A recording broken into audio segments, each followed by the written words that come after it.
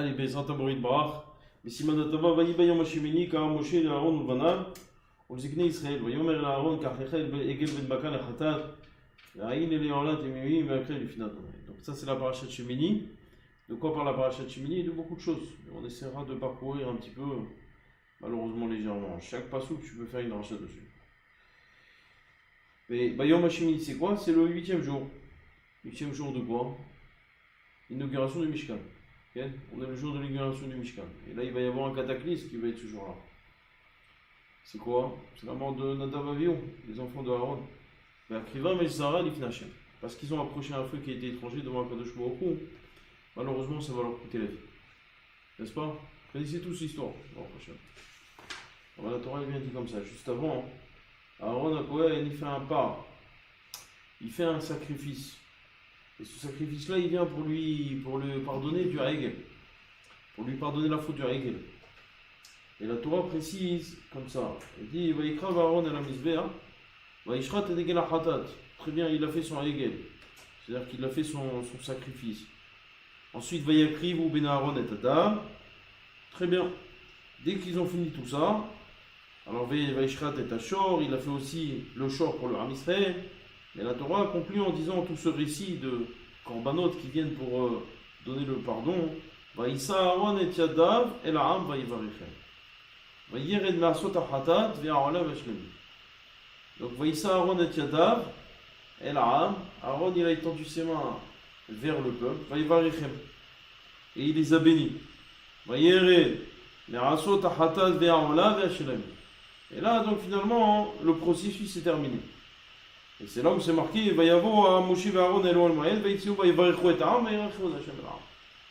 De là, il dit du Rabbi Uda Fitaya, Zekuto Eganale, donc lorsqu'un homme, c'est un magav, je dis ça entre parenthèses, lorsqu'un homme il bénit quelqu'un, c'est bien qu'il mette la main sur la personne dont il bénit. C'est de là qu'on sait ça, parce que c'est marqué Vaïssa Aaron et Tzadav. Pour bénir le Ham Israël, il a dû mettre les mains. Il ne pouvait pas toucher tout le Ham Israël. Qu'est-ce qu'il a fait? Il a mis les mains en direction du Ham Israël. Et bien mettre, si un homme, il doit faire une bracha à quelqu'un, il doit lui mettre la main sur la tête. Donc on apprend ça. Mis à part le fait qu'on apprend de Aaron, on voit plein d'exemples dans la Torah. Par exemple, à chaque fois qu'un Rav, un Amora dans la Gemara a eu besoin de bénir un autre, il lui a mis la main, ou il lui a demandé de lui toucher la main. Ça doit passer par la main. Et il lui a dit Masrat Barchot. Lorsqu'on voit ces Amoraïm là, ces Amoraïm qui étaient malades, et un Amora qui vient pour le guérir, Yohanan, en l'occurrence, qui vient pour le guérir, il lui dit donne-moi ta main, et il lui donne la main, et en lui donnant la main, il le guérit. On voit aussi dans la Torah un exemple avec Eliyahu Hanavi, ou bien Elisha, lorsqu'il a eu besoin de guérir, il ne pouvait pas faire la bracha qu'à distance, lorsqu'il a eu besoin de ressusciter ce mort. Vous vous rappelez? Qu'est-ce qu'il a fait? Il a demandé à Gehazi d'amener sa canne et de mettre la canne. Il a vu que ça ne marchait pas parce que Gehazi n'a pas appliqué ce que lui avait dit Elisha. Il n'a pas appliqué à la lettre ce que lui avait dit Elisha. Elisha, il a dû venir et s'étaler sur le mort. Rappelez-vous de cette histoire, c'est Yadoua, tout ça c'est connu. Donc de là, il dit Rabbi Daftaya, un homme lorsqu'il bénit, il doit mettre la main. Pourquoi? Parce que la kedusha de la main du bénisseur va transvaser, va faire revivre celui qui reçoit. Et donc, un homme par exemple qui a mal à la jambe, qu'est-ce que va faire le tzaddik? Il va mettre sa main dans sa jambe. Qu'est-ce qu'il va faire? En fait, il va juste refaire vivre, lui donner une chayout totale, une vitalité totale à cette jambe. Et c'est en cela qu'il va guérir. Comme on le sait, lorsqu'un homme il a une maladie, alors allez-nous dans un membre, c'est que le membre il lui manque une hayout, il lui manque une vitalité, il y a quelque chose qui a sauté spirituellement. Tu as besoin de lui remettre cette chose-là. Et donc c'est ce que faisait le tzaddik, c'est mettez la main, en mettant la main, mais faire ça à distance, c'est pas possible. Il faut avoir un contact. Il a dû avoir un contact. Elisha, il y a eu un contact. Plein de fois dans la Torah, on voit qu'il y a des contacts. Par exemple, lorsque Yaakov il a béni Ephraim ou Mnaché, c'est marqué qu'il a mis la main sur leur tête. Pourquoi ne pas les bénir en face? Ils sont en face de toi. Pourquoi tu as besoin de mettre la main? De là, un homme il a besoin de mettre la main. Et c'est là le chidouche qui donne un chidouche extraordinaire. C'est qu'un rave, lorsqu'il bénit, il peut même mettre la main sur une femme. Pourquoi? Parce qu'il est ce qu'on appelle Ansek Bimlarto.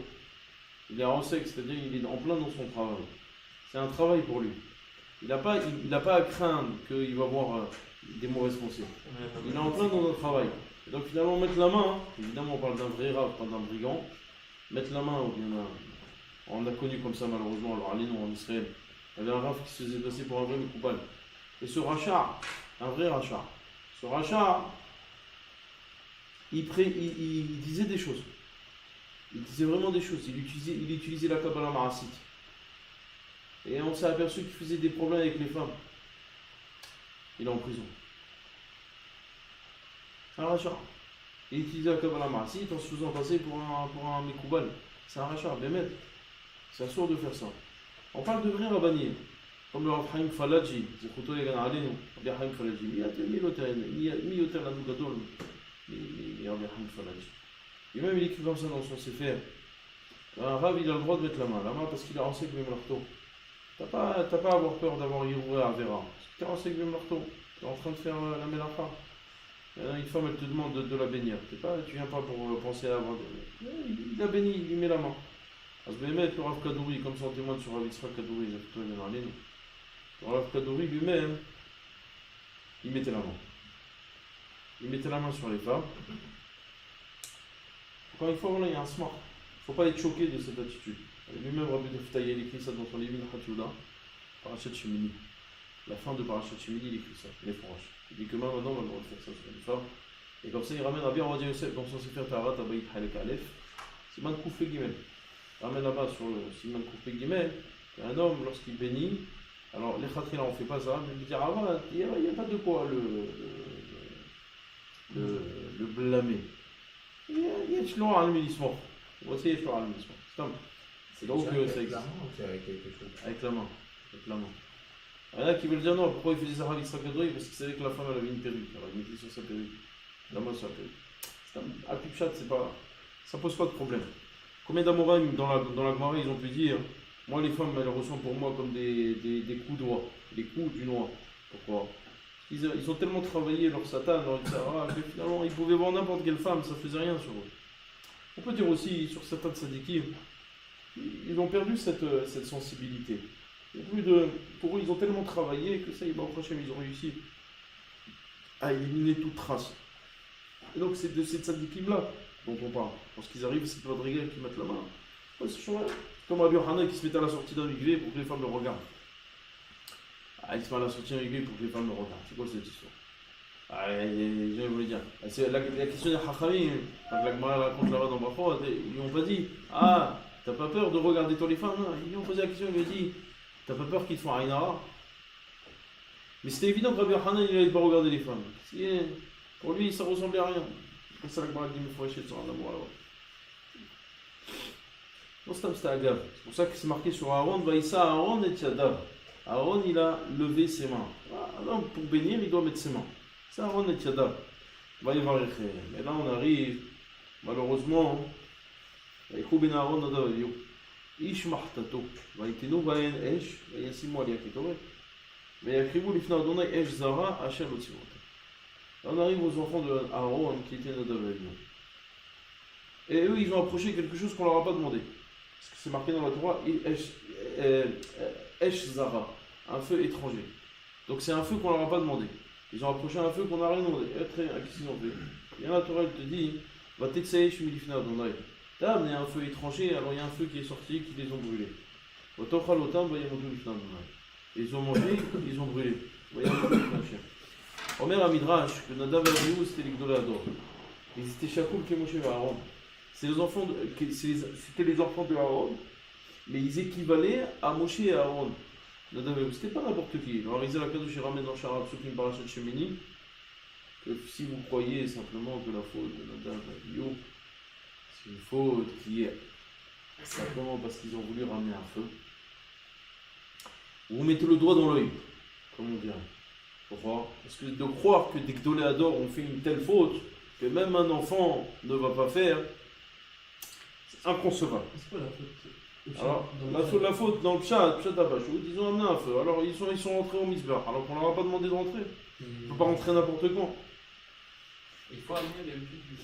La Krimo, non, c'est une kétorette. Cette kétorette elle était réservée au Kohen Gadol. Et ils n'ont pas venir ramener la kétorette. On leur a pas demandé, ils n'ont pas le rôle. Alors qu'est-ce qu'ils ont voulu faire? En fait, Aaron, Nadav Avihu, Mais c'est marqué Kétoret, 26 mois les Kétoret. Ah, Tu racontes. Il n'est pas sous lui-même qui dit Kétoret. Non, mais quand on dit un feu étranger. El Zara, c'est un feu, ça veut dire la Kétoret, elle a entraîné un feu étranger. C'est ça que ça veut dire. Mais c'est quoi qu'ils ont ramené? Ils ont ramené une Kétoret. Pas Kétoret, normalement, théoriquement, une Kétoret, ça vient éloigner le malach en Obet. Donc c'est en ramenant la Kétoret qu'ils sont morts du malach, qui sont morts. Ils ont été tués. Omer Arizal la Kadosh, ce qu'on fait Nadavavio, alors rentrer dans les détails, c'est très long. Tout le développement du Rav est long et c'est de la Kabbalah pure et dure, incompréhensible. Et ce qu'on peut dire en deux mots de ce que dit le Hari, c'est que la faute de Nadavavio, c'est exactement la même que la faute d'Adam Arishon. C'est exactement la même que Avraham, Yitzhak et Yaakov. Et c'est la même faute que Moshe. C'est la même faute. À chaque fois, c'est quoi? C'est de vouloir réparer la faute d'Adam Arishon. De vouloir faire ce qu'on appelle le tikkun ha'olam, la réparation du monde. Alors, sans rentrer dans les détails, c'est incompréhensible. Mais en fait, dans cette kétoret, se cachait à ce moment-là une possibilité de réparer la faute originelle. Ils avaient la possibilité de réparer, c'est ce qui a justement, c'est ce qui a stimulé leur acte. Ils se sont dit, tiens, alors il y avait quelque chose de spécial à ce moment-là, on va réparer, on va profiter pour réparer la faute. Le tikkun. On va faire le tikkun. Malheureusement, cette réparation, encore une fois, la même chose que ce qui est arrivé à Moshe, la même chose que ce qui est arrivé à Abraham, Yitzhak et Yaakov, à Noach, Adam, Arishon, c'est exactement la même chose. Tous ces tzadikim-là ont voulu réparer, mais la réparation était trop conséquente par rapport à l'acte qu'ils ont accompli. Et donc finalement, la réparation n'était pas suffisante. Et c'est du qui tout double. Lorsque tu agis et que tu essayes de faire une réparation et ton acte n'est pas conséquent par rapport à la totalité de la réparation, c'est-à-dire à l'ampleur de la réparation nécessaire, et ben c'est du qui tout double. Et là, ça leur a coûté la vie. Au même titre que Moshe Rabbeinu, il a raté, au même titre qu'Adam Arishon a raté lui-même. La faute que dans la Torah, dans le Sefer Bereshit, on mentionne sur Adam Arishon, cette faute-là, en fait, c'est aussi une réparation qu'Adam Arishon voulait faire au monde. Il ne faut pas croire qu'Adam Arishon a été tenté par un fruit, par une pomme, leur alléno de leur faire. Il n'a jamais été tenté Adam Arishon par ça. Simplement, la Torah te cache la réelle valeur et la réelle faute dont il a été, entre guillemets, victime. Parce que dans son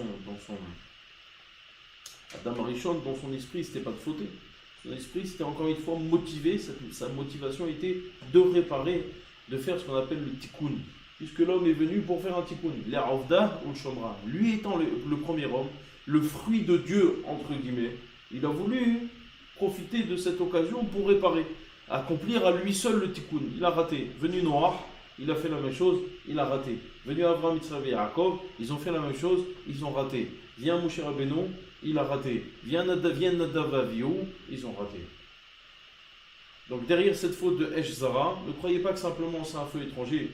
Ou bien, comme le Midrash te ramène, que plusieurs ta'amim, Gemara Masechet Sanhedrin, aussi elle te ramène, plusieurs ta'amim, pourquoi ils sont morts. Alors il y a Shomrim, il y en a qui disent que parce qu'ils étaient chikor, ils ont bu. Ils ont bu de l'alcool juste avant de venir. Ça c'est un ta'am qui ramène. Rashi le ramène. C'est pour ça que juste après la Torah elle te dit, Vaïdaber Hashem el Aaron lemor. Yahin veshechar al tesht. C'est là où la Torah elle vient, elle avertit les Kohanim de ne pas boire du vin. Yahin veshechar al tesht. D'accord? Il y en a qui disent non, c'est quoi la faute? C'est qu'un jour ils étaient en train de marcher derrière Moshe et Aaron. Et Nadav, Avihu, ils se sont dit l'un à l'autre, jusqu'à quand ces vieux-là ils vont être à la tête du Ham Israël et nous, quand est-ce qu'ils vont crever? Nous on va prendre leur place, entre guillemets. Akadosh Baruch Hu, il leur a dit, on va voir qui va mourir avant qui. Donc il y en a qui disent qu'en fait, finalement, Zilzelou, Birvon, Rabban, ils ont été mezalzel dans le kavod de leur Rav, Moshe Rabbeinu, et Aaron, qui plus est leur père. Il y en a qui disent non, toute la raison pour laquelle ils sont morts, tu sais c'est quoi? Parce qu'ils n'étaient pas mariés. Nadav Avihu, ils ne se sont jamais mariés. Toutes les filles du Ham Israël voulaient se marier avec eux. Pas parce que c'était des beaux gosses. Non, parce que c'était Talmid Chachamim Atzumim. Ils étaient Kadosh. Donc les filles du Ham Israël voulaient se marier avec eux. Ils disaient non, on n'a pas besoin de ça. Non, on n'a pas besoin. Keben Zoma. Keben Azai. On n'a pas besoin de se marier. Alors on a la Torah, on n'a pas besoin de se marier. Alors Omer Azora, c'est un terme qui est ramené. C'est parce qu'ils n'étaient pas mariés qu'ils sont morts. Alors finalement, c'est quoi tout le temps? C'est quoi tous ces tarnim? Alors que la Torah elle-même, elle te dit, Akima et Zara, tout le temps, pourquoi ils sont morts? C'est parce qu'ils ont approché un peu l'étranger. On est arrivé à la Kadosh, tous ces tarnim sont à prendre à l'épisode. C'est un cumul de tous ces ta'amim, et tous ces ta'amim sont à expliquer à l'épisode, dans la logique kabbalistique. Et lui, il te donne l'explication, quelque chose d'incompréhensible. On va pas rentrer dedans. En tout cas, ne pas croire, c'est ce que je voulais dire ce soir. Ne pas croire que lorsque la Torah te dit qu'ils sont venus sous, c'est vraiment sous. Non, c'est qu'en fait, derrière ce mot sous se cache quelque chose, derrière ce mot shikor, que leur Maasé a voulu faire. Ne pas croire que lorsqu'on te dit dans le Midrash qu'ils sont morts parce qu'ils n'étaient pas mariés, parce que Bémet, ils n'étaient pas mariés. Non. C'est parce que, encore une fois, ça représentait quelque chose dans les mondes supérieurs qui représentait un être non marié. Là aussi, ça représentait dans leur Maasé quelque chose qu'ils ont voulu accomplir. Mais c'est pas Hassi Shalom que des Gdolim comme ça ont pu parler sur Moshe Rabbeinu ou sur Aaron, mais c'était Chakoul qui est Moshe Aaron. C'est pas que des Gdolim comme ça, ils ont pu rentrer au Beth Amikdash.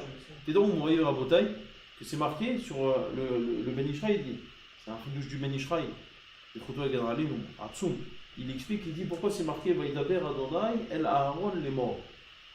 Le mot les morts, qu'est-ce qu'il veut dire d'habitude? En disant, ça veut dire va dire. On n'a pas vu qu'Aaron, on lui a demandé d'aller dire, d'aller transmettre ce message. Sur l'histoire de ne buvez pas du vin. Pourquoi? On a Rabbi Ishraï, tu sais, à Yesod. Et c'est quoi le vin? Le vin, c'est quoi? C'est quoi la fonction du vin? La fonction du vin, hein, c'est de réjouir l'homme. Un homme, il a un problème dans sa vie. Sa réaction primaire, lorsqu'il a un problème et qu'il n'arrive pas à le résoudre, ou plutôt momentanément, il va boire de l'alcool pour ce qu'on appelle en langage commun un remontant. Remonter, ça va te remonter. Moi, je connais quelqu'un, à un moment, il était déprimé dans sa vie, le médecin lui a dit, va fumer du shit. Et non, ou l'alcool ou la drogue, c'est un remontant. Bon, c'est pas, on n'est pas en train ici de... Mais ça, c'est la fonction du vin, la fonction de l'alcool. Mais si on analyse cette joie, elle est temporaire. Et lorsqu'un homme se réveille après avoir eu la chute est beaucoup plus importante que la montée dont il a profité. Donc finalement, c'est une joie qui est temporaire. Ça, c'est la joie de l'alcool. C'est exactement le contraire du Beth Amikdash. Le Beth Amikdash, lorsque tu rentrais dans le Beth Amikdash, ça ramenait partout. Que l'homme était saisi d'une joie qui lui restait permanente. Il sortait du Beth Amikdash, il était joyeux. Alors il venait au Beth Amikdash, il avait fauté, il ramenait un korban khatat. Il avait la ramba, il avait fauté, il n'en pouvait plus. Il rentrait au Beth Amikdash. Là, il y a une joie qui le saisissait. Il ramenait le korban, il sortait, il était joyeux, on dirait que là, c'est David Améler qui témoigne. Et qui dit que lorsque je rentrais au Beth Amikdash, j'avais une joie, au Beth Amidrash, Kolshken au Beth Amikdash, j'avais une joie qui me saisissait. Le Beth Amikdash symbolise justement la Simcha. Regardez à Sukkot, qu'est-ce qu'on faisait au Beth Amikdash, ce qu'on appelle Simcha Bet HaShoeva. Et on te dit dans la Mishnah, dans Maseret Sukkot, celui qui n'a pas vu la joie qu'il y avait au Beth Amikdash, à Simcha Bet HaShoeva, ne sait pas ce que c'est que la joie. De là, tu vois quoi? Que le Beth Amikdash, sa fonction primaire, c'était de procurer et prodiguer de la joie à tout être qui pénétrait dans l'enceinte du Beth Amikdash. Et donc tu sortais joyeux. Mais celle-ci, c'était une joie qui était permanente. C'était pas une joie qui était temporaire comme le vent. Et il n'y avait pas d'effet secondaire. Donc vient Akadosh Baruch Hu, il dit à Aaron, Vaïdaber Adonai et Aaron. Aaron, toi qui ta fonction est de rentrer au Beth Amikdash. Toi ou toute ta famille, les Kohanim, votre fonction est de rentrer au Beth Amikdash. Yain Veshechar Al-Tesh. Ne buvez pas du vin. Vous êtes constamment en relation avec la joie, cette joie permanente. Le vin ne vous sert à rien. Il n'a aucun... C'est pour ça que c'est marqué les morts. Les morts, c'est l'oma. Vous n'êtes pas amer. Les morts, l'oma. Lamed, Aleph, Memresh, tu décomposes les deux. L'oma. Vous n'avez pas d'amertume à avoir. Vous rentrez constamment au Beth Amikdash. Pourquoi consommer ce vin? D'accord? Pourquoi consommer ce vin? C'est-à-dire que là, on parle de ce que représente le vin. De la même manière aussi, Nadav, Avihu, ne croyez pas que lorsqu'on dit qu'ils sont rentrés sous, pas qu'ils sont rentrés sous, c'est que dans leur Maasé, ils ont voulu accomplir quelque chose qui fait référence à la chiffre. Ça, c'est marqué. Ils ont approché. Non, du Pshat de Simidrashim. De Simidrashim, quel? Encore une fois, le midrash, on n'est pas obligé d'avoir le pshat. Dans la Torah, on te dit En adava yotse midei pshuto, sauf dans Parashat Bereshit. Alors, dans le midrash, comme son nom l'indique, c'est un drash. Tu peux avoir des midrashim qui sont pas du tout pshatiques. Regarde la gâteau de Maseret Bavatra. Non, mais moi, je pensais qu'il y Y a avait pas quand de même chat. un sens premier avec ce point. Non, tu dis pas sur le midrash En adava yotse midei pshuto. Tu dis pas ça sur le midrash. Il n'y a pas de raison. D'accord? Donc finalement, c'est là où la Torah leur interdit. D'accord? Justement, passons. Vous savez que là, c'est marqué Ve'etzir Khatat Darosh Darash. Vous savez que ce pasouk là, c'est dans le pasouk Tetzaïn, dans le Perek Yud. On est au milieu de la Torah. C'est ce que dit la Gemara dans Maseret Kiddushin d'Aflamed. À ce moment-là, on est au milieu de la Torah. Darosh Darash. Darosh Darash, c'est le milieu de la Torah. C'est-à-dire que ton travail à toi, c'est Darosh Darash. Faire du Darash. D'étudier la Torah. Darosh Darash. Et il pose une question, le Ben Ishraï dans Ben Yoyada, c'est une question très logique, dans Ben Yayaou, pardon. Dans son sefer qui s'appelle Ben Yayaou, une question très logique. Alors c'est quoi le milieu? C'est Darosh ou Darash? Je comprends pas, c'est quoi le milieu? C'est Darosh ou Darash? C'est vrai. La Gemara, elle te dit, c'est quoi le milieu de la Torah? C'est Darosh, Darash. Alors c'est quoi le milieu? Darosh ou Darash? Ou c'est entre les deux? Si c'est entre les deux, il fallait me dire Bemsar, Darosh, Darash. Si c'est Darosh, il fallait dire Darosh. Si c'est Darash, il fallait dire Darash. Mais pourquoi me dire les deux? Et la réponse qu'il donne, elle est sublime. Mais ouais, elle est très très belle. Une très très belle réponse. Il dit comme ça, il dit que dans la Gemara, dans la Maseret Kiddushin, là-bas, on énumère tous les milieux des livres. Le livre de la Torah, on énumère le milieu des livres de Tehillim. Et on énumère le milieu aussi bien en psukim, aussi bien en mots qu'en lettres. La Torah t'énumère le milieu, la Gemara t'énumère le milieu de la Torah en mots, Darosh, Darash. Mais dans la Gemara là-bas, elle énumère le milieu du Sefer Tehillim en lettres. Elle te dit c'est quoi le milieu.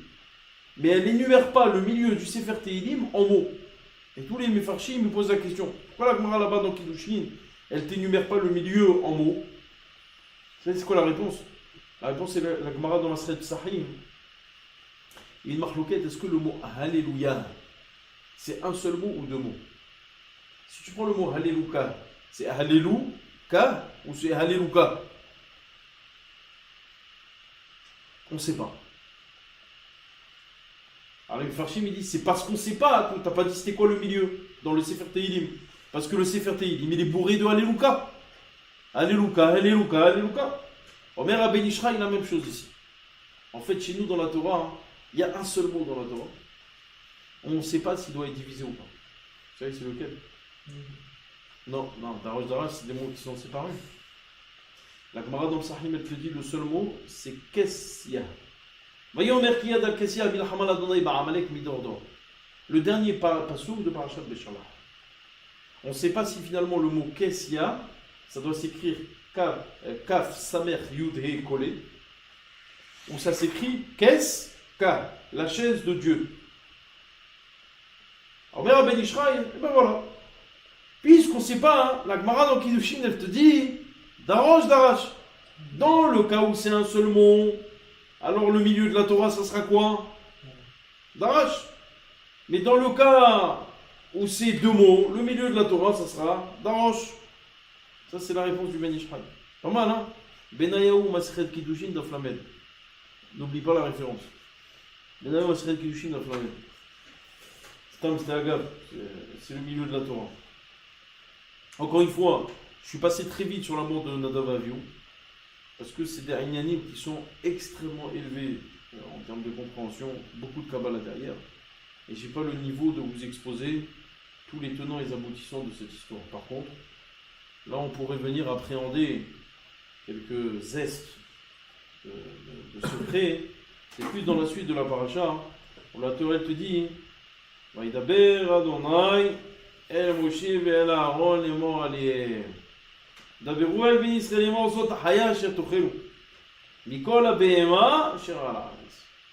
on va parler des bêtes qui sont mangeables, des bêtes qui ne sont pas mangeables. Jusque-là, ça vous est avec nous. Il y a des bêtes mangeables, il y a des bêtes qui ne sont pas mangeables.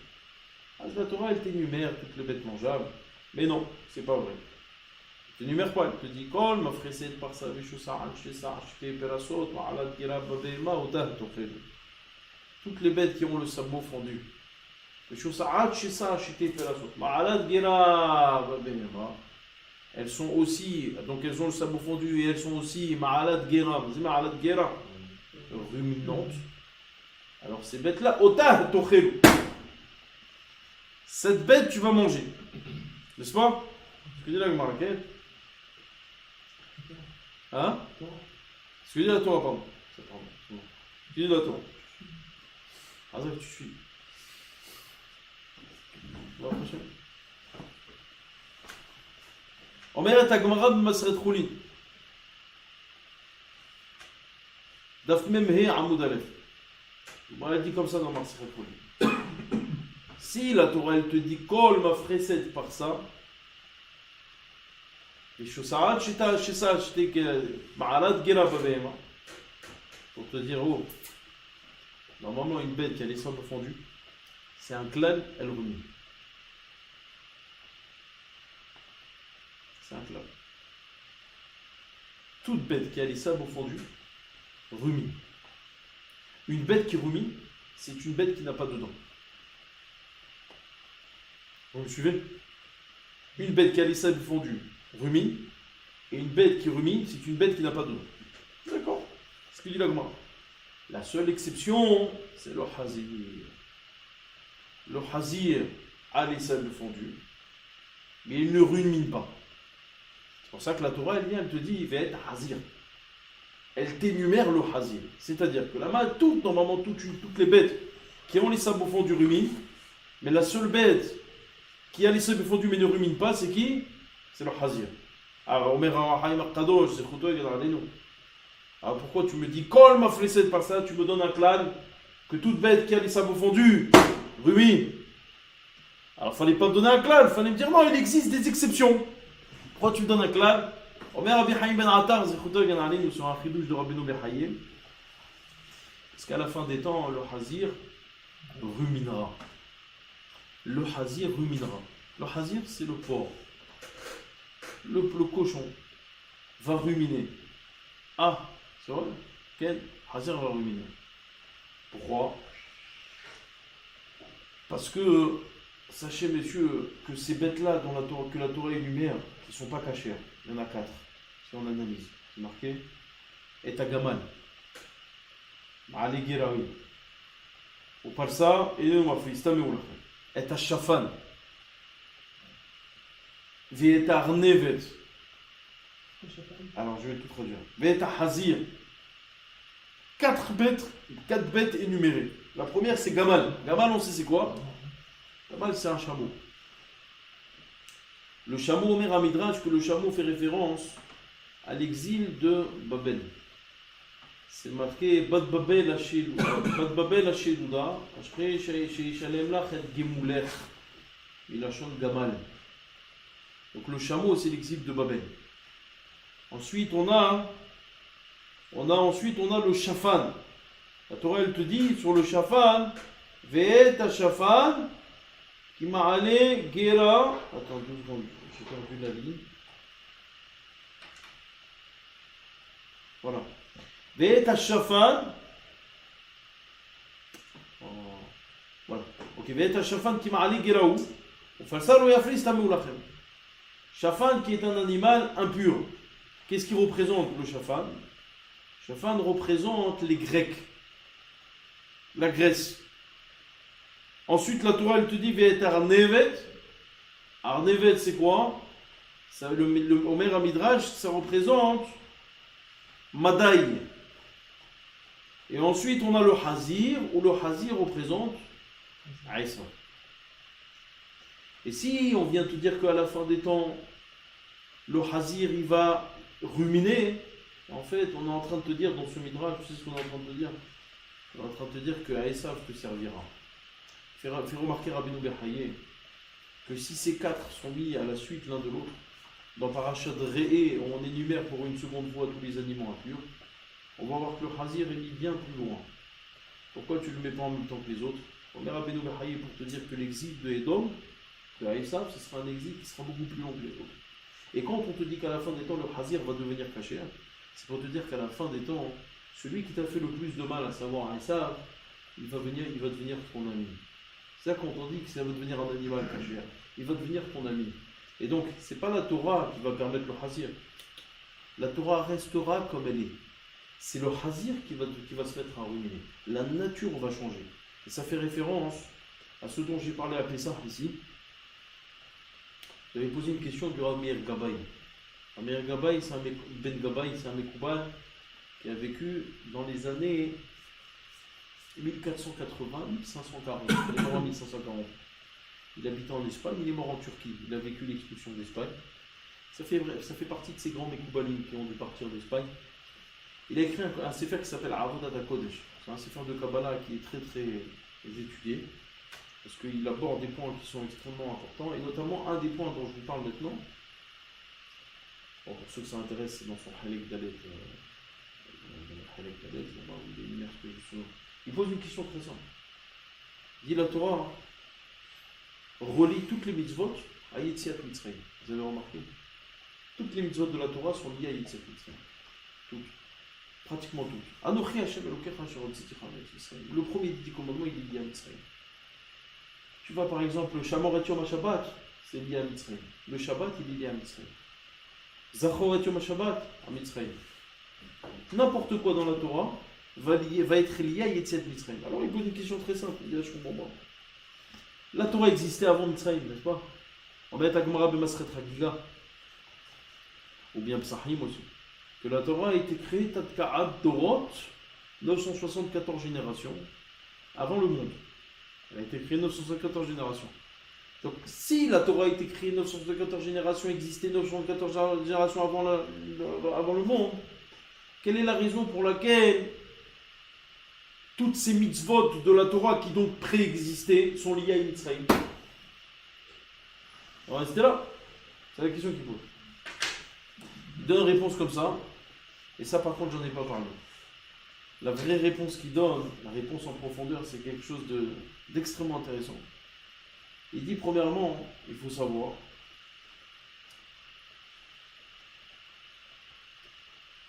que la Torah existait avant. Et puisque c'était marqué dans la Torah Zechei Yetziat Mitzrayim, alors il a fallu créer Mitzrayim. C'est-à-dire que finalement, toute l'existence que tu as dans ce monde,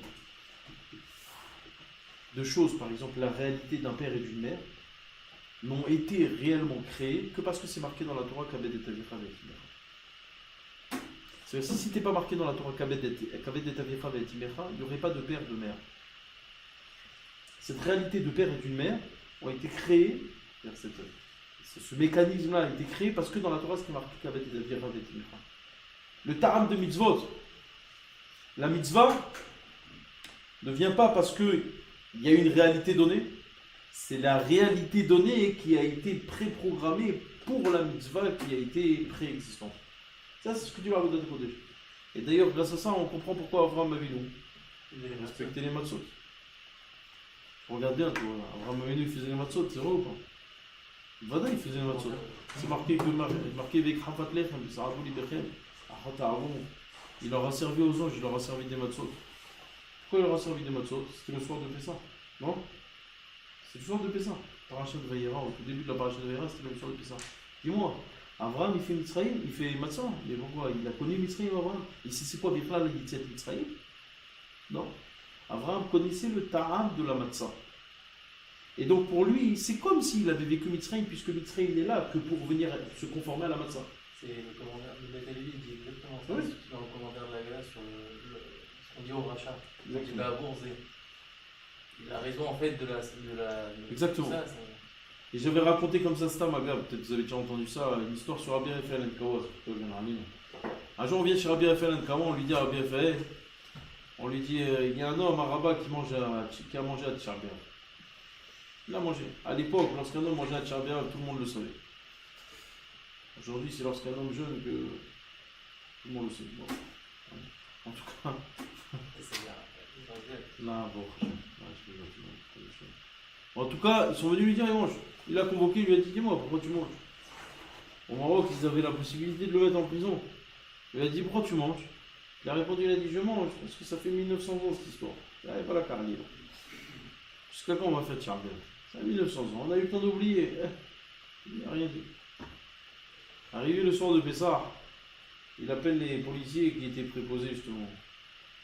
Et il leur dit aux policiers, allez me chercher ce type, vous le prenez, vous le mettez directement en prison.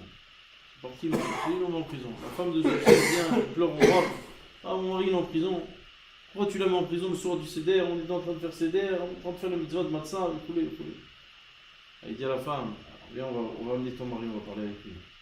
Il y avait le mari, il lui dit, dis-moi, pourquoi tu fais ça? Il dit, il y a eu quelque chose qui s'est passé il y a 3000 ans, tu te rappelles, il y a 1900 ans, tu te rappelles pas. Le message qu'il voulait lui faire passer, c'est le suivant. Je ne crois pas que la mitzvah de Matzah est vraiment pour Yitzhak Mitzrayim. C'est la Yitzhak Mitzrayim qui est là pour la Matzah. Et ne crois pas que la mitzvah de Tisha B'Av est là pour la destruction du Beth Amikdash. C'est le Beth Amikdash qui a été détruit parce que c'était Tisha B'Av. C'est pas la même chose. Tout est à l'envers. Tout est à l'envers. Le Beth Amikdash a été détruit parce que c'était Tisha B'Av. Donc le fait de respecter Tisha B'Av, c'est pas que je respecte la destruction du Beth Amikdash. Je respecte Tisha B'Av. Et en même temps, ce qui s'est passé, c'est le Beth Amikdash. Mais c'est pas parce que ça s'est passé à Tisha B'Av. C'est parce que Tisha B'Av lui-même, intrinsèquement, il pose problème. C'est pour ça que Maran on va dire Yosef, il pose que la halakha d'ailleurs, que dans la Sfirat HaOmer, ça n'a pas le même din que dans ce qu'on appelle Yemé Ben Ametzarim. Vous connaissez ça? Vous savez que dans la Sfirat HaOmer, normalement, il y a une question dans la halakha. Est-ce qu'on a le droit de faire shirkiyanu sur un fruit? Normalement, si tu considères cette période comme une période de deuil, puisque c'est là où sont morts les élèves de Rabbi Akiva, tu n'aurais pas le droit de faire shirkiyanu. Comme un endeuillé, il ne peut pas faire les shirkiyanu. Dans la période de Shiva Asar Betamuz jusqu'à Tisha B'Av, on ne peut pas faire shirkiyanu. Donc normalement, on devrait appliquer le même din. Mais on va vous dire, Yosef, non, pas du tout. Dans la période de Shiva Asar Betamuz jusqu'à Tisha B'Av, le problème, c'est la période. Le problème, c'est la période. C'est pas ce qui s'est passé. Le problème, c'est la période même. C'est une période qui est dure pour nous. Là, la période, elle est bonne. Intrinsèquement, elle est bonne. De nature bonne, cette période. Qu'est-ce qui est dur pour nous? C'est malheureusement l'histoire qui s'est passée. Donc il y a une différence notoire entre les deux. C'est pour ça que lui, il est posé avec la halakha.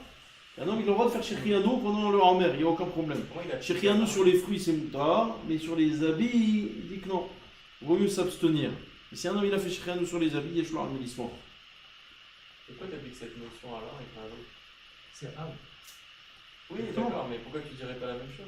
C'est-à-dire que la période jusqu'à Shavuot. Parce que le mois de. Non, parce qu'encore une fois, ces mois-ci, ils sont pas durs, c'est des mois qui sont bons.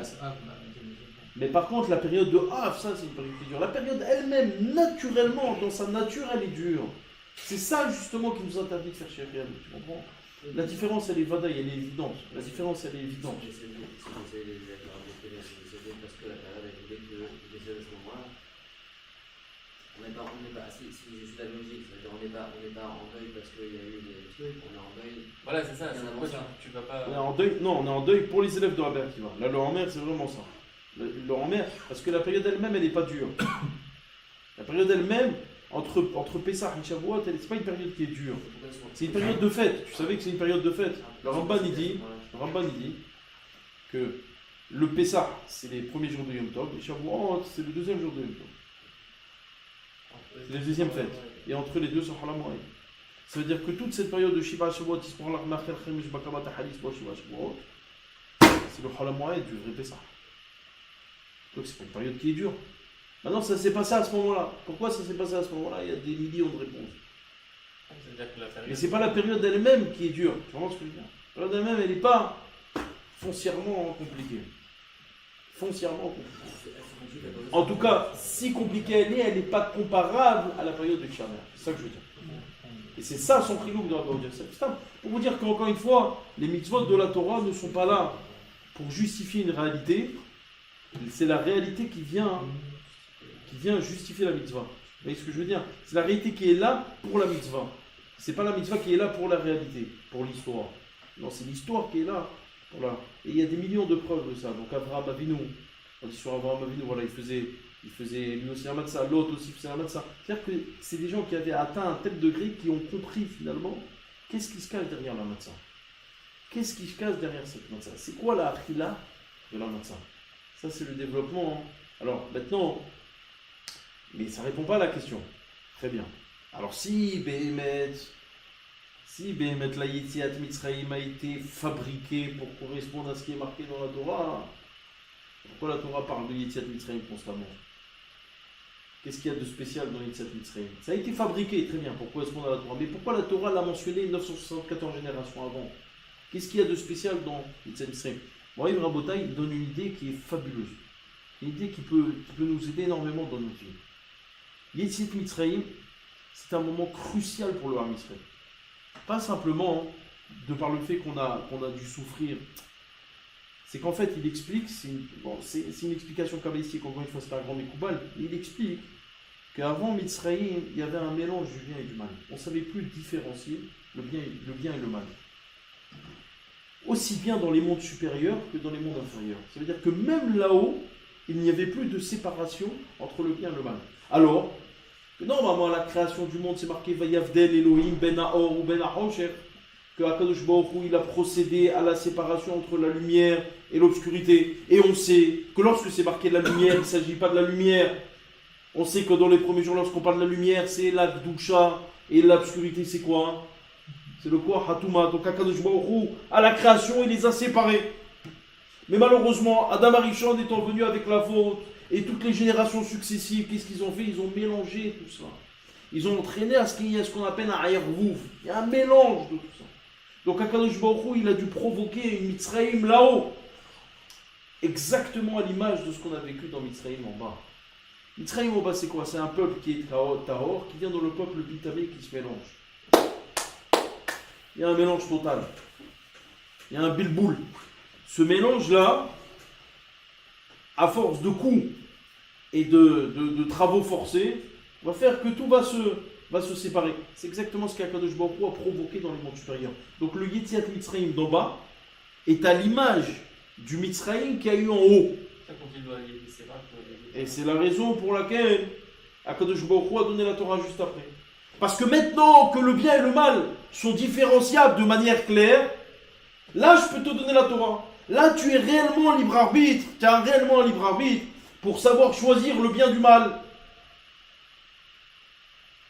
Parce que vous êtes sortis d'Égypte.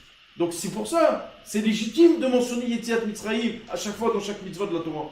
C'est là le point de départ. C'est là où je suis capable de différencier le bien du mal. Ça, c'est tout le développement du Avodat HaKodesh. D'ailleurs, dans ce même ordre d'esprit, il développe le Rav Shlomo Miradom dans son livre Tiferet Shlomo. Tiferet Shlomo Moadim Dafkouf Yofret Amokbet. Pour ceux que ça intéresse. Alors, vous avez déjà peut-être entendu parler du Rav Shlomo Miradom, parce que c'est un grand admour de Chassidut. Et il explique qu'il pose une question, il dit je comprends pas les choses. Avraham Avinu, il a servi de la matzah. Mais c'est pas marqué, c'est pas marqué qu'il a servi que de la matzah. Marqué qu'est-ce qu'il a servi, mais la bakar hatzavah ma'ikar ben bakar rachvato ve'iten el anahar. Il a pris aussi un ben abakar. Ben abakar, c'est un petit agneau. Donc il leur a servi un petit agneau. Il pose la question, il dit pourquoi la Torah précise qu'il leur a servi un agneau? La matzah, pour me signaler que c'était le soir de Pessah.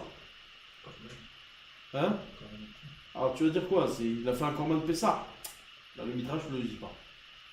Le Midrash dit que c'était de la matzah. D'accord, le korban de Pessah, c'est pas marqué. Alors pourquoi la Torah me précise qu'il leur a servi un agneau? Bon, maintenant on doit te préciser, chaque fois qu'un invité arrive chez quelqu'un, on doit te préciser ce qu'il lui a servi. Et l'autre, la question se renforce. Parce que le soir même, ils sont partis chez qui? Chez ces anges. Ils sont partis chez l'autre. Qu'est-ce qui leur a servi l'autre? On va un Midrash qui leur a servi du pain. C'est pas du pain, c'est de la matzah. Parce que l'autre aussi, il faisait ça. Il a pris ça chez Abraham. Mais c'est tout. Il leur a servi que de la matzah.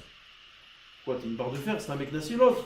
Pourquoi l'autre, il a servi que de la matzah et Abraham, il a servi un ben abakar? La Torah te précise qu'il a servi un ben abakar. Omer Rav Shlomo Miradom, un chidouch nefla. Il dit t'es là. C'est quoi la matzah? La matzah, c'est quoi? La matzah, c'est un élément il n'y a pas de birour à faire. Et là, je fais une grande parenthèse à ce que dit le Ben Ishraï. Ben Ishraï, il explique dans la paracha de cette semaine sur les animaux impurs, les animaux impurs. Il dit c'est quoi ces animaux impurs? C'est-à-dire que tu ne peux pas consommer. Ces animaux purs, c'est les animaux que tu peux consommer. C'est quoi la différence? Il ramène le Harizal Kadosh. Le Hari, il explique, il dit les animaux étaient interdits à Adam Arishon. Il n'avait pas le droit de manger des animaux. Et toutes les générations d'après, ils n'avaient pas le droit de manger des bêtes. À partir de quand ils ont le droit de manger la bête? À partir de Noah. Dès que Noah a fait son corban, il leur a permis de manger les animaux. Pourquoi? On est à Harizal Kadosh. Parce que lorsque Adam Arishon a nommé les bêtes, il a réparé les bêtes. Je m'explique.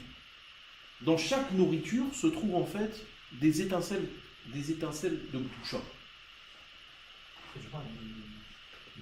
Il les a nommés. Celui qui a donné les noms à chaque animal, c'est Adam Arishon. Ça faut que tu le saches.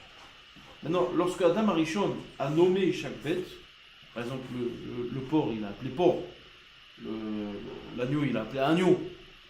Lorsqu'il a nommé chaque bête, et ben Adam Arishon, il a lui-même, rien qu'en nommant, il était tellement kadosh, et ça c'était avant la faute. Hein. Là, ça c'était avant la faute. Quand il a nommé, c'était avant la faute. Donc rien qu'en nommant, c'est-à-dire en disant c'est quoi son nom, il a réparé les étincelles cachées qu'il y avait dans ses bêtes. Malheureusement, il a fauté. En fautant, ça a entraîné à ce que, encore une fois, ces étincelles se réinsèrent dans ses bêtes. Et donc finalement, il n'avait plus la force de réparer. C'est pour ça que lui et toutes les générations successives n'avaient plus le droit. Jusqu'à arriver Noir, tout ça c'est le Harizal qui dit. Noir, la Torah, elle te dit Ich tzadik tamimaya bedorota veta Elohim italech Noir. C'était un tzadik, il avait le Kouar. Alors la Torah, elle te dit Ah, Noir, c'est un tzadik, bon alors lui, il peut manger. Parce que lui, il a le Kouar de réparer ses nitzotzot de Gdusha. Et c'est ce qui s'est passé. Réparation. Maintenant, Omer Harizal Kadosh. C'est pour ça qu'il y a des bêtes qui ne sont pas cachères. Parce que les bêtes qui ne sont pas cachères, c'est les bêtes qui comportent en elles trop de rats par rapport au taureau. Et tu ne peux pas réparer. Lorsqu'il y a une majorité de mauvais par rapport au bon, c'est trop fort. La réparation, elle est... Mais lorsque la majorité est bonne, c'est bon, tu peux réparer. Donc dans les animaux cachères, c'est qu'il y a une majorité de bons. Mais dans les animaux taref, c'est qu'il y a une majorité de rats. Il n'y a pas à réparer. Lorsqu'il y a une majorité de rats, tu ne peux pas réparer. Et c'est autant Adam, c'était bon.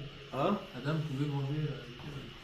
Non, et c'est pour ça que Adam Arishon, lui, encore une fois, il n'avait pas le courage de réparer. Avant de faire. Ah, voilà, rien qu'en nommant, il a réparé. Rien qu'en nommant, en donnant les noms, il a réparé. Tous les animaux, même. Y compris. Ouais, tout. Il a tout réparé. Malheureusement, il a fauté. Ça a induit, encore une fois, une reprise du processus. Et là, arrive à Noir, là, on a le droit. Pourquoi il y a eu plus de mal chez certains? Pourquoi il y a Pourquoi il y a eu plus de mal sur certains et pas Ça vient de leur mécor là-haut. Ça veut dire que tout va d'après la source, de quelle source tu viens. Maintenant, tout ce que la Torah te témoigne, que c'est des animaux cachers, leur source, c'est la source de Gdusha. Le Khazir, il va changer de source. Et le Khazir, quand on te dit que le Khazir, maintenant, réfléchis. Tout Tout à l'heure, je vous ai dit que le Khazir, il va changer sa nature lui-même. C'est pas que lui il va changer, c'est qu'il n'y aura plus de force du mal. Ah oui. Rappelez-vous, à la fin des temps, qu'est-ce qui va se passer? Quand je vois il va prendre le Satan, il va lui faire la shrita. Les forces du mal vont être traînées. Donc finalement, qu'est-ce qui restera? Que la Gdusha. Tout le monde sera ressortissant de la Gdusha. Et c'est ce que veut dire Shmuel dans la Secrète Sanhedrin. Quand Shmuel te dit En ben yemot hamashiach, en ben yoram haziyah l'olam haba, la seule différence qu'il y a entre ce monde et le monde futur est là, Shalom Malchut Bilvad. La seule différence, ce sera la paix. Alors les Pashtanim te disent c'est quoi la paix? Politique. C'est une paix politique. Mais non, Habibi, c'est pas ce qu'il voulait dire Shmuel. La paix dont il parle Shmuel, tu sais quoi la paix? C'est qu'il n'y aura plus cette confrontation mal, bien. Gdusha, Touma, cette confrontation elle sera finie. Il restera quoi? Que la Gdusha. Et donc finalement le Hazir il deviendra celui qui était l'emblème, cet animal qui était l'emblème du Taref, le Hazir. Tu parles à n'importe quel juif, tu lui dis tu manges du cochon, il te dit là. Celui qui était l'emblème du taref, de la tréfa, du halal, eh bien celui-là, hein, il va devenir cachère. Parce que les forces du mal n'existeront plus. Donc lui qui avait un mécor dans le mal, eh ben lui-même sera finalement redeviendra bien. T'as fait kol chicken. Tu fais un kol chicken. Ah d'accord. Tu fais un kol chicken. Pourquoi dans ta vie d'Afrique, le Hazir? Encore une fois, parce que le hazir c'est l'emblème. N'oublie pas que c'est l'emblème. Le hazir c'est l'emblême. À toi de faire le kol chicken. Donc finalement, maintenant je comprends. Il te dit le Harizal Kadosh, puisque ces animaux sont en sont majoritairement rares, alors je peux rien faire, je peux pas les consommer. C'est normal, j'ai pas de birour à faire. C'est-à-dire le birour est trop compliqué. Qu'est-ce qu'il me reste à faire? À m'occuper des bêtes qui sont majoritairement bonnes. Celle-là, j'ai un birour à faire, j'ai quelque chose à faire. Donc là, dans ce cas-là, c'est pour ça que la Torah te dit qu'ils sont cachés. C'est ces bêtes-là, Nicole m'a fait par ça.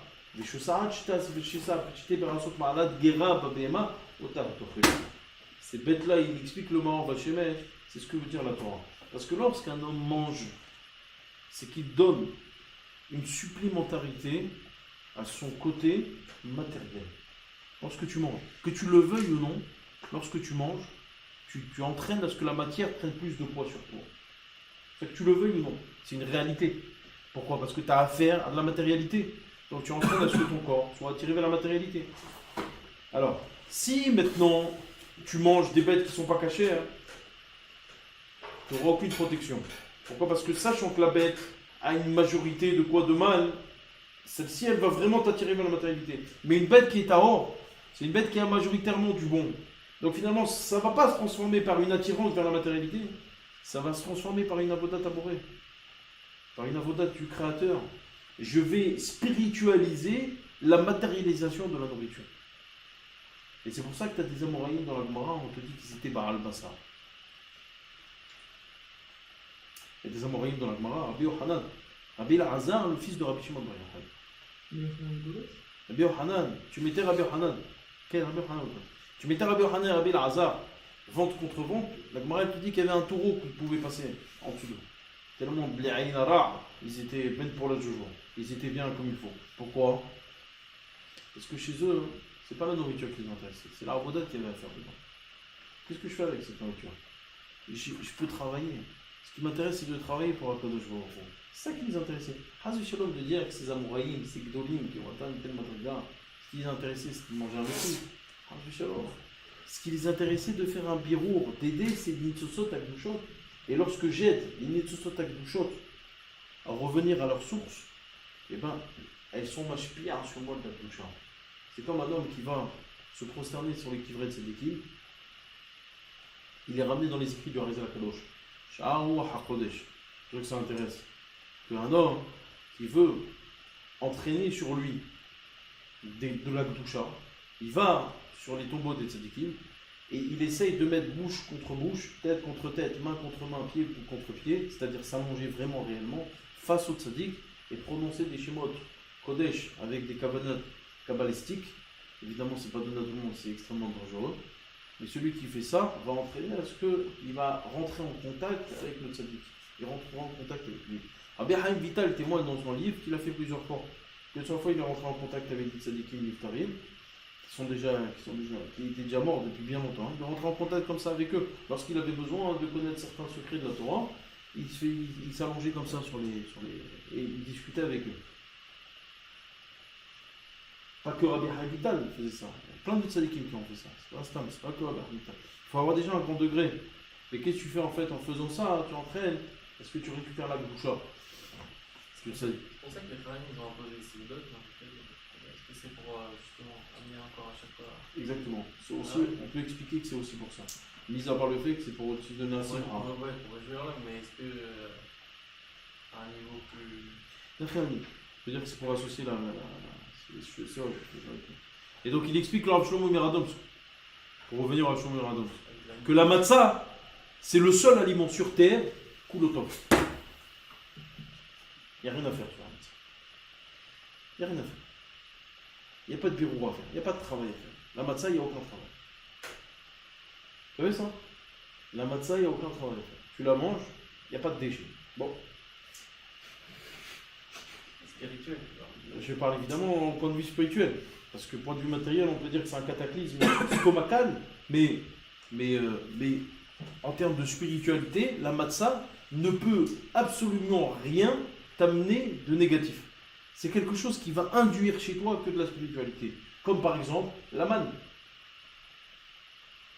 La manne. Vous savez que la manne, on dit dans le Midrash, que le premier goût qu'elle avait, vous savez c'était quoi? Le premier goût qu'elle avait, la manne. Après, tu pouvais lui donner le goût que tu voulais. Mais le premier goût, lorsque tu la mettais, la matzah. Non, la pkaïla, c'est pas la manne. Sur la pkaïla, c'est coulora. Il n'y a rien. Mais la manne, elle, le premier goût qu'elle avait, c'est la matzah. Pourquoi? Parce que la manne, c'était kulotov. La manne, c'était entièrement du bon. Entièrement du bon. Pourquoi? Comme la matzah. La matzah est kulotov. Alors il explique comme ça. Il dit, c'est la raison pour laquelle la Torah te précise qu'il a donné un agneau. Abraham. Pour te dire que de la même manière que sur la matzah kulotov, Abraham, il a atteint un tel degré que même un agneau, il était kulotov chez lui. Il a réussi à faire le birour d'un agneau. Même chez un agneau, il a réussi à le rendre exactement comme la matzah. Alors que l'autre, lui, il n'avait pas cette madriga. Et comme il n'avait pas cette madriga, qu'est-ce qu'il a servi aux anges? Que de la matzah. Abraham, qui avait cette madriga, il a servi aux anges qui étaient kulotov. Les anges, c'est que du bien.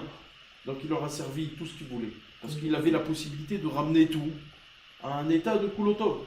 Mais l'autre, lui, il n'avait pas cette possibilité. Comment il faisait? Parce qu'il passait pas par la Avec ses consommation. kavanot, avec ses kavanot, dans la shrita, dans le milieu d'un, avec ses kavanot. Hein? Ils ont mangé ça? Ils ont fait semblant encore. Il n'y a pas besoin d'avoir quelque chose de pilotage, c'était Justement, si tu pars du principe que Abraham savait que c'était des anges, parce qu'on parle de ce principe, qu'est-ce qui leur a servi? Finalement, il leur a servi des éléments qui étaient kulotov. Mais tu n'es pas obligé de manger pour consommer ce qu'il y a dedans. Tu vois ce que je veux dire? La consommation ne passe pas par une consommation matérielle. Tu peux récupérer spirituellement ce qu'il y a. Et l'autre, lui, il n'avait pas cette madriga. Qu'est-ce qu'il a fait? Il n'a donné que de la matzah. Il a dit aux anges, je suis capable de vous donner que le seul aliment qui comporte que le tov. C'est quoi? C'est la matzah. Moi, j'ai pas la madriga de Abraham. Mais c'était agréable. En tout cas, sortons avec ce principe-là, qu'un aliment taref, c'est un aliment où il y a une majorité de mal et le birour est impossible. Un aliment kasher, c'est un aliment où la majorité est bonne et le birour est possible. N'est-ce pas? C'est bon, vous êtes avec moi? Juste à ma gare, sans vouloir trop m'arrir, il explique Rabbeinu Behaye que ici la Torah inverse l'ordre naturel des choses. Vous savez que normalement, il y a 4 yesodot. Il y a 4 fondements de la nature. Ce qu'on appelle Esh, Ruach, Maïm, Afa. Vous savez c'est quoi? Esh c'est le feu. Ruach c'est le vent. Maïm c'est l'eau. Afar c'est la poussière. Ça c'est les 4 fondamentaux de toute matière qui nous entoure. Alors l'eau par exemple a une majorité d'eau dans ses fondements, mais tout comporte les 4 fondamentaux. Même l'eau va comporter une part de feu, une part de vent et une part de poussière. Simplement, sa composante eau est prioritaire sur les autres composantes. Le feu va composer aussi, va aussi lui aussi être composé. Il dit le Rabbeinu Behaye, Ben Parkouda. Non, Ben Haïwa. Il explique ici, il dit, regarde l'ordre que la Torah te mentionne. Au début, elle te parle de Haaretz, tous les éléments qui sont sur la terre. C'est quoi la terre? On a dit Afa. Ensuite, la Torah, quand elle veut te parler des animaux, non kasher, elle te parle des poissons. C'est quoi ça? Maïm. Ensuite, la Torah, elle te parle de Rauf. Vas-y, Rauf. Rauf, c'est les oiseaux. Les oiseaux, c'est quoi? C'est roi, l'air, avir. Et la Torah, elle te termine par tous les éléments qui sont les minéraux, Sheretz, Shoretz, Haaretz, la Harba. On mérite Agma que les minéraux, ça vient inclure ce qu'on appelle la salamande. Vous avez déjà entendu parler de la salamande? Hein? C'est quoi la salamande? Maître Agmara, que la salamande, c'est un animal qui est créé par le feu. Si tu prends un four, tu le fais chauffer pendant 7 ans d'affilée. à une haute température, sans que le feu ne s'arrête, ne serait-ce qu'une seule fois, il va y avoir une bête qui va être créée par ce feu-là. Ce feu, cette bête s'appelle la salamandre. Et cette bête ne peut pas vivre en dehors du feu. Et que si tu prends son sang, et que toi tu t'es brûlé, tu prends son sang et tu t'enduis, il n'y a plus de brûlure. C'est une bête qui guérit des brûlures. Bon, il faudrait faire l'expérience. Allume le feu pendant 7 ans. Ah, c'est sur la biafie. Il faut tenir un feu pendant 7 ans. Mais la salamandre, ça existe. Non, mais la salamandre dont je te parle, c'est ça. Et donc ça, c'est une bête qui correspond au feu. Alors, Béhémet, Stam, je vais terminer sur ça pour pas être trop long. On sait aujourd'hui que la science a démontré qu'il n'y a pas 4 éléments, il y a 118 éléments qui sont d'ailleurs répertoriés dans le tableau d'un certain juif de chez nous qui s'appelle Montpellier. Là, ce qu'on appelle le tableau périodique des éléments. Et si tu comptes, tu en as 118. Alors finalement, c'est quoi cette histoire? Si on remonte bien ça, on voit que c'est les Grecs qui sont à la base. Est-ce que c'est les Grecs qui sont à la base, avec Aristote, qui sont à la base de cette vision des choses, à savoir que la nature est décomposée en 4 éléments? Aujourd'hui, on a démontré, en tout cas tous les physiciens disent qu'Aristote s'est trompé, évidemment. Il n'avait pas les outils nécessaires. Bon, c'est une vision, on va dire une vision jolie des choses, c'est pas la réalité. Et Béhémet, elle est reprise. Cette vision, elle est reprise chez nous, dans nos sources. Sarah Diagon, il en parle, Maharan, il en parle, le Rambam, il en parle. Les 4 éléments. Alors, si tu dis que c'est C'est juif, ramené par plein d'auteurs. Même dans la Haggadah, on faisait bien plein sûr. de fois le rapprochement avec les 4 fils. Alors, ils sont venus chez le Rabbi Lubavitch. Ils ont posé la question au Rabbi, ils lui ont dit, est-ce que Béhémet, la science a démontré que c'est quoi cette histoire des 4 éléments, cette 4 décompositions? Alors, il y en a qui veulent dire qu'en fait, les 4 décompositions, c'est les 4 états de la matière. Il y a 4 états dans la matière. On sait qu'il y a ce qu'on appelle un état liquide, un état solide, un état gazeux et un état de plasma. L'état liquide va correspondre à l'eau. L'état gazeux va correspondre à l'air. L'état solide va correspondre à la poussière. Et l'état de plasma va correspondre au feu. Le plasma, je ne vais pas être trop long, c'est de la physique, c'est de la pure physique. L'état de plasma, c'est lorsqu'il y a une ionisation des particules élémentaires qui sont rentrées dans les... Mais en tout cas, si tu veux, c'est l'état que tu observes dans une flamme à haute température. Cet état-là, c'est un état de plasma, c'est pas un état gazeux, c'est pas un état solide, c'est pas un état liquide. On appelle ça en physique le plasma. Au même titre qu'il y a le plasma sanguin, c'est au même titre qu'il y a le plasma sanguin, mais en physique, on appelle ça l'état plasma de la matière. Et c'est cette technologie qui est utilisée dans les écrans plasma. Bon, dans les détails, ils sont rentrés dans les détails. Mais il y en a qui veulent dire que voilà, ça correspond. Alors le Rabbi, lui, le Rabbi Lubavitch, mais dit que c'est pas du tout ça. Et en fait, il explique, il dit comme ça. Il dit que même si Béhémet, on a déterminé que dans la science, il y avait des éléments périodiques, et ces éléments qui sont à la base donc de toute matière, et c'est au nombre de 118. En fait, eux-mêmes, ces éléments, ils ont aussi une décomposition. Protons, neutrons, électrons. Donc, même eux qui sont à la base, ils ont aussi une autre décomposition. Donc, lorsqu'on nous dit, non, on dit qu'il y a cette décomposition en 4, ça peut être aussi ce qui est à la base de cette redécomposition. Les 110 sont issus des 4. Les 118 sont issus de toute façon d'un agencement différent des électrons, protons, neutrons atomiques. Un agencement atomique différent en termes de neutrons, protons, électrons, ça va être issu d'un agencement différent. Vous êtes avec moi? Non? C'est pas de ta faute. mais c'est très simple ce que je dis. Simplement, c'est toujours la même base. La base, c'est des électrons, des protons et des neutrons. Et cette base, elle est agencée différemment, ça te donne le tableau périodique des éléments. C'est tout, pas chose. Maintenant, je te dis, lui, le Rabbi Lubavitch, quand nous, on te dit que c'est les 4 éléments qui sont à la base, c'est que tu prends maintenant ces protons, neutrons, électrons, ce qui va être à la base d'eux, c'est ces 4 éléments. C'est-à-dire que nous, on t'a donné la base des bases. Ça, c'est ce qu'il a laissé entendre. Mais plus tard, il écrit dans une lettre que non. Ça fait référence à quoi? Ces 4 choses, ça fait référence à ce qu'on appelle en physique la matière positive et l'antimatière positive, la matière négative et l'antimatière négative. C'est des notions physiques, pure physique. Plutôt, je dirais, la masse positive, la masse négative, et l'antimasse positive, l'antimasse négative. Bon, c'est des concepts physiques, sans rentrer dans les détails. Simplement, si un jour, hein, Son nombre de 4. son nombre de 4, simplement pour vous dire que si un jour vous trouvez ça bizarre, que nous dans la Torah on décompose en 4 toutes choses, il y a des réponses à tout. Hein, Il y a c'est une pas... affaire avec entre la matière ensevelière avec le pôle, l'air. Voilà, c'est le lien qui fait. À part le nombre de 4. Non, c'est le lien qui fait. Ouais, il fait ce lien-là. Moi, je ne vais pas rentrer dans les détails parce qu'après c'est de la physique. Mais lui, il fait ce lien-là. Que finalement, on sait aujourd'hui qu'en physique, tout est la base. Tout peut être décomposé en ce qu'on appelle antimatière, matière positive, matière négative, vous voulez, que ce soit positif ou négatif. Donc, lui, quand on veut dire, nous, qu'il y a ces 4 éléments, ce qui est à la base, c'est cette décomposition. Voilà. Ok? Et oui, nous, il se marche, nous, on va galoper sur notre arrière. Azak ou... C'était quoi, chef?